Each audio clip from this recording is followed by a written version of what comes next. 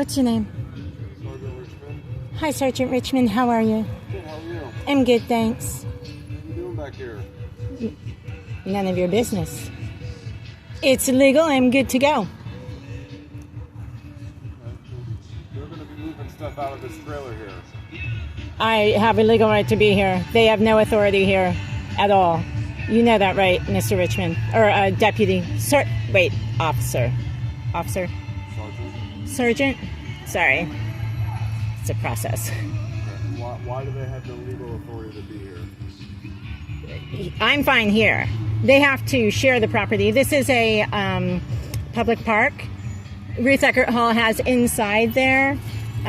So this is not inside there. And also, Deputy Sergeant Richmond, that gate needs to be open until 3 p.m. according to their contract. They're blocking. You can see that it's closed. It has to be open at until 3 p.m. That's when the ticketing starts, and according to the contract, they can go in there and do their stuff non-exclusively. Non-exclusively means that we still have the right to be in there. The only reason why I'm here is because I can't sit at a table in there and do this work, because they're blocking us illegally. It violates their contract. It's bad faith. Their contract says they may go in non-exclusively and use that. At 3 p.m. they can close it because they have the right to prep for ticketing, and that starts at 3 p.m. according to the city. So the fact that I'm here is, I have a right to be here, but I shouldn't have to be there. And you guys have an obligation to ensure that anyone is using the park properly, including Ruth Eckerd Hall. Their contract doesn't allow for this, Deputy Richmond. What does that have to do with the people who are here? That's Ruth Eckerd Hall. Baycare Sound is what we call the Amphitheater, the Clearwater Amphitheater. And Ruth Eckerd Hall has a contract with the city to run events 35 days out of the year. On those 35 days out of the year, they can close the gates at 3 p.m. because they ticket for the event, and that gives them the ability to make sure no one's in there and to set up before the event to be able to ticket for it. So that's the contract. And so this is where they do their ticketing.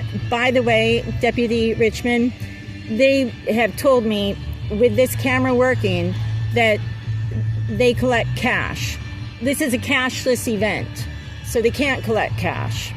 And not only that, but this isn't their space. It's just not their space. So if they're trying to get people out of here, it's harassment. If they're blocking that gate, it's harassment to the people, to me, if I'm being harassed by it, which I am. They're acting totally outside the law. That's what this has to do, this thing has to do with it. I believe that they have the right to use this in a non-exclusive manner, and that's fine. I mean, it's there. How much they walk in and out of it, it's not a big deal. If they're doing more than that, maybe they shouldn't be doing more than that. They don't have the right to out here, right? If this is an overreach, they're out of control. Also, they're trying to steal this this amphitheater from the city. I can prove this. I'm saying it. If I'm lying, it's defamation. I'm not lying. So this is public property. We own it. $84 million paid for it. Okay? So they're calling it private property. They're saying, I've got it on video that they called it private property. Okay? They told Officer Braniff that it was private property, and then he arrested me on it. It was 6:45 at night, about, I think I got there at 6:30, maybe it was 7 when they arrested me. And I think he logged it at 7:32. I had every right to be there. This is an overreach of a group of people that are trying to steal this from the park. It's called adverse possession. So they don't have a lease with the contract with the city. They have a contract. If you want to steal a property, let's say you go into someone's home, they're not there, they never come down for their snowbirds, but never come down anymore. You go into their home, it takes 7 years of you being there and no one saying anything about it for you to be able to take that land through adverse possession. Or if you put your property line just slightly over theirs, after 7 years, it's now yours. Same kind of thing is happening here, but it's just on a much bigger scale. They're calling it their own. They don't have a lease to the best of my knowledge and understanding. It's a contract to the best of my knowledge and understanding. Hi, how are you? Nice to see you again. I'm explaining to the sergeant what's going on. Okay, perfect. Nice to see you. You too. So they can't do that. You can't steal the land. They can't bamboozle our officers. You work for the people. The entire government works for the people. That's what your job is. It's to protect and serve and to make sure everything goes kosher. But that also means that the people who are contracted to work for us, like Ruth Eckerd Hall, that we trust them and that they're working on behalf of us and doing things that are appropriate, and they're not. And that means that you, as officers, need to address that illegality, not co-sign it and not back it. Are they going to have issues if they start moving stuff out of here?